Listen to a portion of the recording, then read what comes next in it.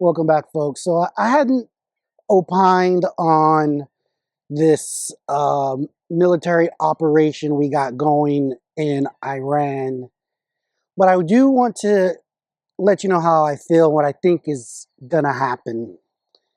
So Trump said he was going to just like scorch earth, end their civilization unless they did whatever. It doesn't even matter.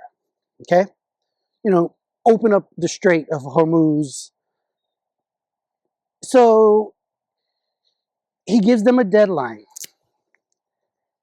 Pakistan has an agreement with Saudi Arabia in which they have an alliance to protect one another.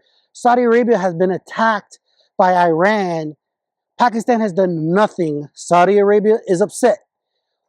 Well, Pakistan has come through and being a mediator, and at the last minute, they were the ones who were able to negotiate a truce for this 2-week ceasefire,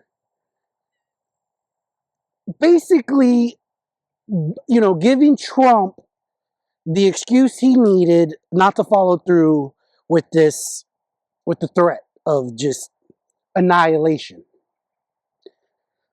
But it is my opinion that Trump knows full well that there are no negotiations to be had with the Iranians, and not necessarily. I hate to say it like that. Let me take that back. There's no negotiations to be had with the Iranian, the IRGC, the Revolutionary Guard. These guys are committed. They are like ISIS fanatics, and so it's similar. I like to say it's similar to the Japan, the militaristic and the military junta that was running Japan. They did not want to surrender even after nuclear bombs. They were willing to die to the last Japanese, and it wasn't. It was for the if it wasn't for the emperor who made them surrender. Certain people, certain Japanese military officials were willing to sacrifice it all. They want to go down with the ship. And that's the same thing that's happening now in Iran. And unfortunately for them, a political movement, a civilian political secular movement hasn't come up to take the reins. And so they're stuck with, belligerent leaders who want to continue the war. And so they're going to get smashed because this is what happened. Trump gave them this deadline, I think, knowing he had an out in the back with Pakistan having negotiations ongoing. So he knew this was going on. He gives this threat knowing that is his out at the last minute.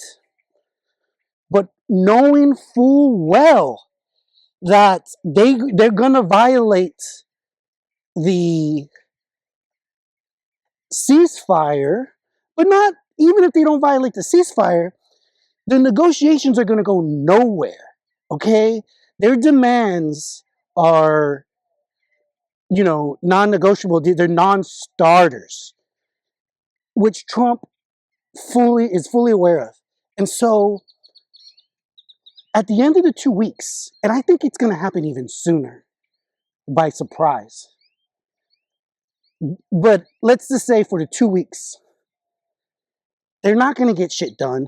Trump knows that. So when he goes and just bombs that Carg Island, I really have a feeling they're just going to deal with the ramifications of just bombing Iran's oil facilities.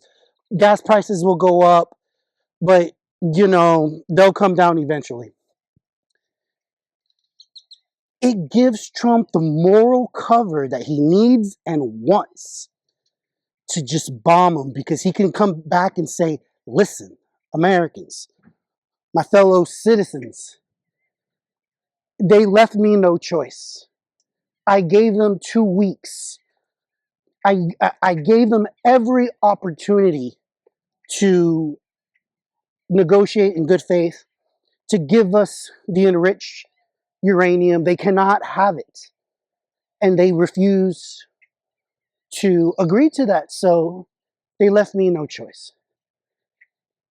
And then the blowback from the tweet that he had sent out about ending the civilization, he'll had given himself some more cover. And the thing about it, which was hilarious, is that when he gave the deadline, again, only Trump would do something like this. The Iranians started putting human shields around certain targets. How hilarious and pathetic is that? But that is why we're probably going to bomb them on the 11th day or the 12th day of this ceasefire, because it's not going anywhere. We know that. And Trump's going to say, listen, man, I gave him a lot of extra time. It was going nowhere. So, and that's what's going to happen. So we'll see. We'll see. I don't have a crystal ball, but I feel like that's what's going on. So let me know if you agree. Until next time, stay tuned, because the best is yet to come.